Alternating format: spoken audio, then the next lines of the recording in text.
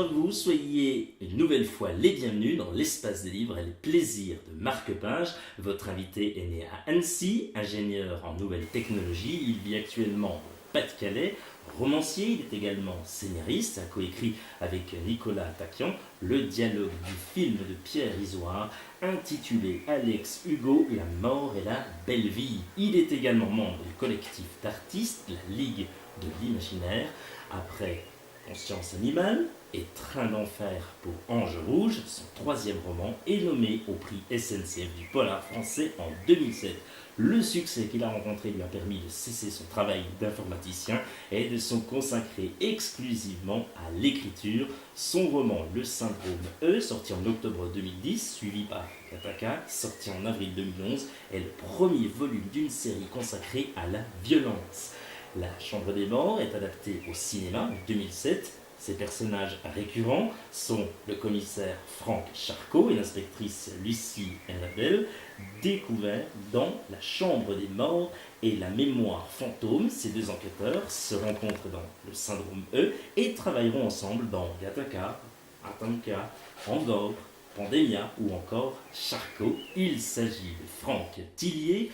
Il vous présente son dernier roman, Le Manuscrit inachevé, aux éditions Fleuve Noir, qui au passage le remercie Estelle, qui se reconnaîtra et qui sans elle, cette interview n'aurait pu se faire. On vous embrasse Estelle, ainsi que toute l'équipe de Fleuve Éditions. Franck Tillier, bonjour à vous et bienvenue dans la chronique de Guillaume Sautet. Bonjour, merci de m'accueillir. Et on est très heureux, comme à chaque fois, de vous y accueillir. Comment allez-vous, Franck ? Écoutez, ça va très très bien. Le roman, mon dernier roman vient de sortir, donc je suis très heureux. Hein. C'est toujours un moment excitant de voir son dernier bébé livré entre les mains des lecteurs. Et donc c'est toujours une période très très agréable. Et puis en plus, l'été arrive, donc ça ne gâche rien. Ah, l'été arrive, la plage, la montagne, et on emmène le dernier Tillier. Ça, c'est bon, ça. Oui, j'espère. Mais on l'espère pour vous. Franck Tillier, quand on regarde votre parcours et les étapes que vous avez franchies, on se dit « Waouh, quel beau chemin parcouru ! Qu'est-ce qui a fait cette réussite et qui fonctionne encore aujourd'hui, Franck ?» Alors c'est vrai que quand je regarde en arrière, je me dis, bon, c'est quand même le 17 ou 18e roman, donc c'est vrai qu'il y a eu du chemin, plus les scénarios, plus des petites choses à côté. Alors je crois que il y a plusieurs choses. Hein. La première, c'est évidemment la passion, c'est-à-dire que il faut toujours avoir cette passion, cette flamme dans l'écriture. Et moi je trouve que c'est toujours un bonheur de monter tous les jours dans mon bureau pour raconter mes histoires. C'est aussi beaucoup de travail. Hein. Ce sont des romans policiers, des thrillers, donc il y a toute une mécanique, donc ils sont assez complexes à écrire, ils demandent pas mal de recherche, de rencontres, donc voilà, il y a le travail, et puis je pense qu'un peu le vrai secret, c'est de respecter son lecteur, c'est-à-dire de continuer à finalement donner le meilleur de soi-même dans les histoires, et ça le lecteur le ressent vraiment quand vous écrivez un livre et que vous y avez mis tout votre cœur année après année, eh bien, ils vous le rendent bien, donc les lecteurs vous suivent et vous font confiance. Donc c'est cette confiance-là qui fait que ça continue à bien se passer et que je vais essayer de continuer à raconter de bonnes histoires encore de longues années, j'espère. Qu'est-ce que vous aimez dans les rencontres, dans les salons, dans les librairies, avec ces lecteurs, ces fans, on peut le dire, qui vous suivent? Qu'est-ce que vous aimez dans ces rencontres? C'est de voir déjà dans un premier temps le bonheur qu'on peut procurer au lecteur. Ça c'est quelque chose qui à chaque fois m'émeut vraiment de voir que les histoires qu'on raconte, les transports, leur permettent un peu de s'évader, de passer un bon moment. Et c'est vrai que ça ils le disent à chaque fois. On leur procure un peu de bonheur, même si les histoires sont très sombres, mais elles contribuent à leur évasion. Et puis ce sont des gens qui aiment le livre, qui aiment lire, qui aiment les histoires, et les échanges sont toujours passionnants. Puis j'apprends beaucoup moi de mes lecteurs, c'est-à-dire que je les écoute, j'écoute leurs retours, leurs ressentis sur mes livres, et ils me disent ce qui va, ce qui ne va pas, et vraiment ça c'est important parce que c'est comme ça aussi qu'on progresse dans l'écriture, dans la manière de raconter les histoires, la manière de manipuler les personnages. Et donc c'est aussi un peu grâce à eux, grâce à chacun d'entre eux que je peux permettre aujourd'hui de continuer à raconter ces histoires-là. Quels sont les conseils que vous pouvez donner à des jeunes auteurs qui se lancent ou qui ont envie de se lancer aujourd'hui, Franck? Ça peut paraître basique comme conseil. Pour moi, il y a deux choses extrêmement importantes. La première, c'est d'avoir une histoire à raconter. Ça, c'est vraiment la base. C'est-à-dire qu'il faut avoir de la matière, avoir une vraie matière pour pouvoir la raconter. Et la deuxième chose, extrêmement importante, aussi importante que l'histoire, ce sont les personnages. Il faut vraiment avoir un bon personnage principal qui va porter l'histoire, qui va avoir quelque chose à raconter, qui va évoluer dans le livre, parce que le personnage, c'est ce qui va permettre à un lecteur d'entrer dans votre univers.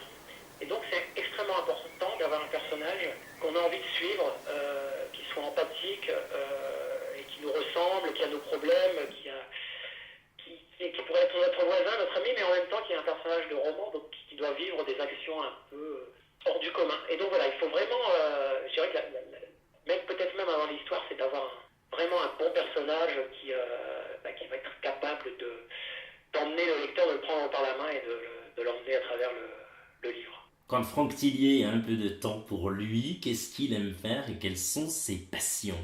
Alors bon, moi j'adore les séries, enfin, j'ai toujours aimé le cinéma et en ce moment on vit dans un monde de séries et donc j'en regarde beaucoup.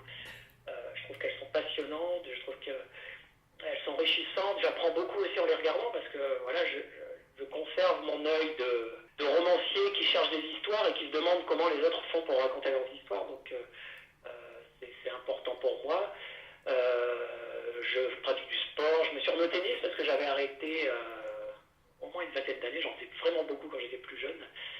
Et je m'y suis remis parce que voilà, je retrouve un peu le goût de la balle et de la raquette. Et puis voilà, après j'ai une famille, donc j'aime beaucoup voyager aussi, c'est important de quitter un peu de temps en temps le bureau et l'écriture pour aller explorer de nouveaux mondes qui ne sont pas imaginaires et qui sont bien réels, ceux-là.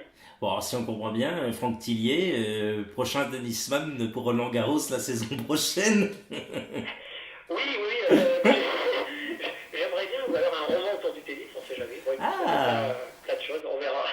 ça c'est pas mal. Alors, vous parlez de voyage, oui, en famille. C'est quoi le dernier voyage où vous êtes allé? En Floride. En Floride, voilà, j'avais besoin un peu de soleil cet hiver. Hein. Alors on a le choix quand on est en France, c'est soit le ski ou le soleil. Enfin, il peut y avoir du soleil ou le ski, on va dire le froid ou le chaud. Et voilà, je préférais la chaleur, s'éloigner un peu, voilà, pour se ressourcer parce que je travaille vraiment beaucoup et ces périodes-là, ces moments de vacances sont des moments de pure décompression où je prends même pas d'ordinateur, rien évidemment, et je réponds quasiment pas au téléphone, donc c'est une coupure quoi, qui est nécessaire pour se ressourcer. Franck Tillier, là, si on vient chez vous, on est avec vous, mais si on vient chez vous, dans votre maison, et on va regarder dans votre bibliothèque, qu'est-ce qu'on peut y retrouver? Alors, j'ai plein de livres en face de moi. Il y a beaucoup de couvertures très sombres, hein, parce que finalement, je suis très polar. Hein, je vis dans l'univers du roman policier, du thriller. J'ai toute une série de Stephen King, parce que c'est un auteur que j'ai lu, que je lis depuis tout le temps. Voilà, j'ai des auteurs américains, j'ai beaucoup de français aussi, parce que je trouve qu'on a une bonne équipe d'auteurs en France, de qualité. J'ai toute une pile de documentation aussi qui prennent quasiment la moitié de ma bibliothèque avec des livres qui m'ont servi pour mes recherches de tous mes romans et que je garde. Donc j'ai des gros dictionnaires de psychiatrie, sur le cerveau, sur la médecine, voilà, tout un tas de romans documentaires. Donc voilà, c'est un peu... et puis quelques classiques aussi quand même de littérature générale. Là je vois par exemple Les raisins de la colère ou Des souris et des hommes. Voilà, mais qui prennent un peu moins de place parce que j'en avais vraiment beaucoup. Et bon, vous savez bien qu'on a tous ce problème-là avec les bibliothèques, c'est que la place n'est pas extensible malheureusement. Donc voilà, c'est empilé un peu partout. Mais j'aime bien aussi justement avoir cette notion de désordre dans ma bibliothèque, d'avoir des livres un peu de travers, empilés. Ça fait partie aussi de mon univers. Franck Tillier, intéressons-nous cette fois-ci à votre dernier roman, Le manuscrit inachevé, aux éditions Fleuve Noir. Comment vous est venue l'idée de cet ouvrage dans votre tête? Racontez-nous.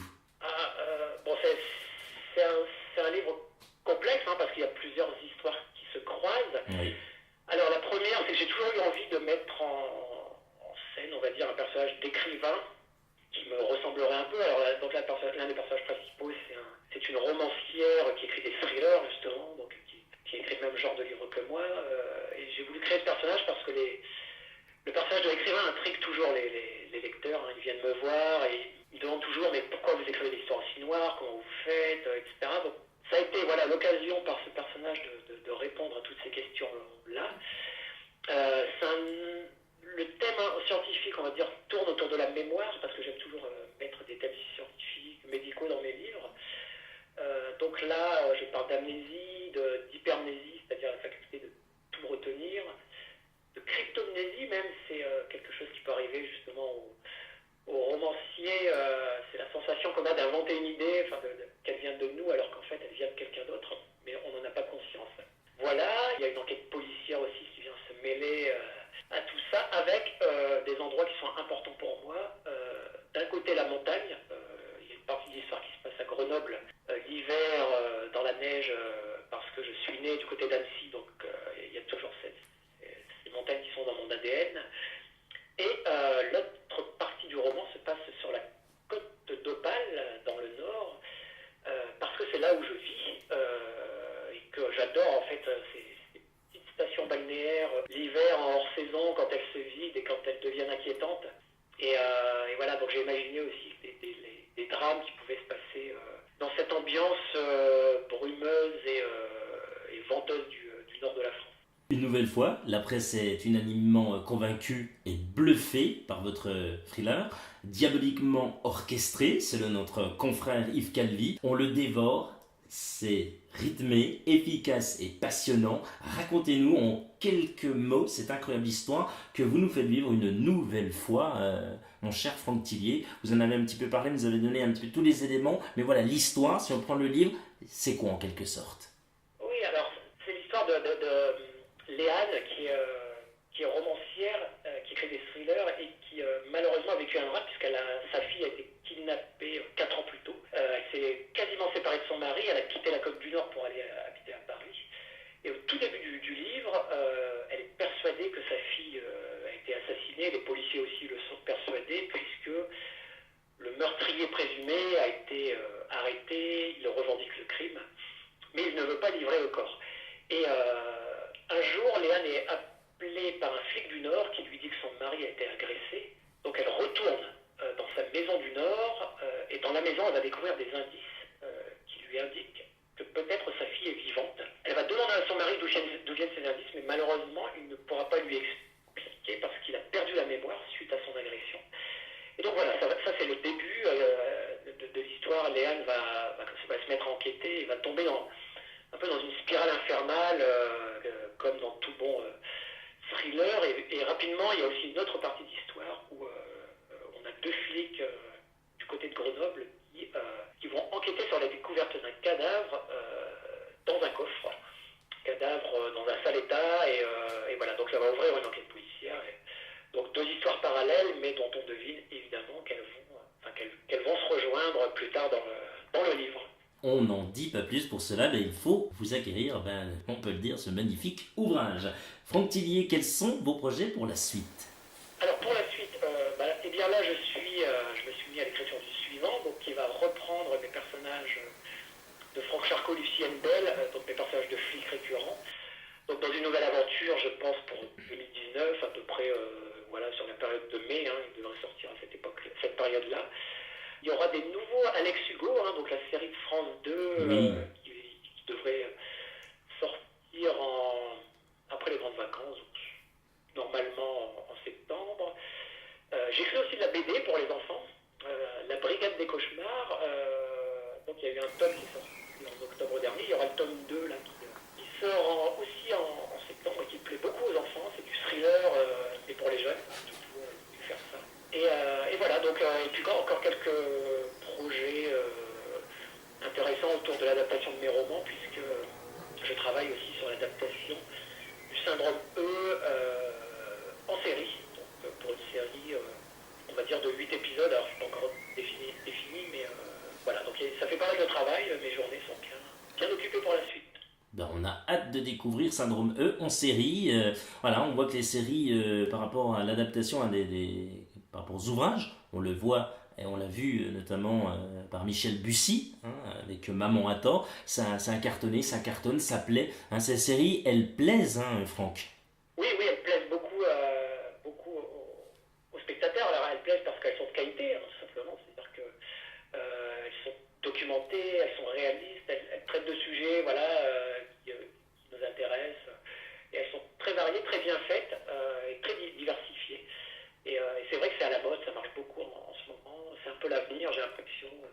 Et ça correspond aussi finalement à un mode de consommation des gens où il faut que tout aille vite et tout aille vite. Donc le fonctionnement en épisode de séries qu'on peut voir un peu quand on veut, ça marche très bien avec l'époque. Et donc voilà, ça intéresse évidemment beaucoup les producteurs de télé français, voilà, qui se mettent aussi sur ce créneau-là.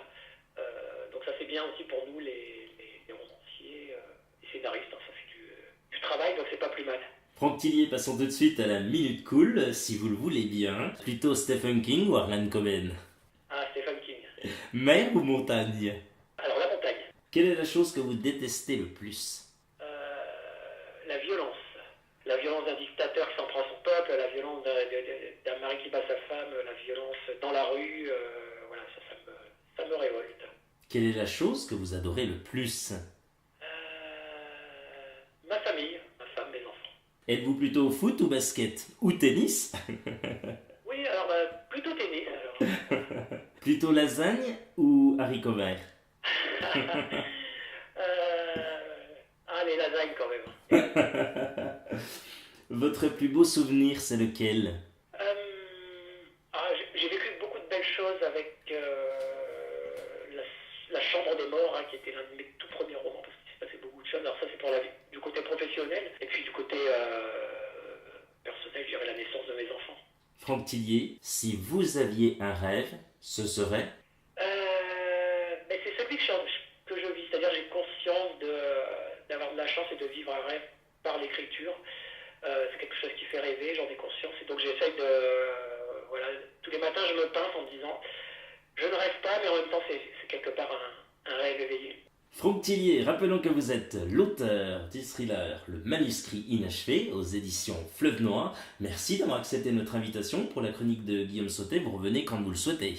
Avec grand plaisir, merci de m'avoir invité, c'est toujours un plaisir. Toute l'équipe de l'Espace des Livres et les plaisirs de Marque-Page se joint à moi pour vous remercier de votre écoute et de votre fidélité. N'hésitez pas à liker et à partager au maximum cette interview. Rendez-vous très prochainement pour de nouvelles aventures littéraires. Prenez soin de vous, bonne lecture, salut!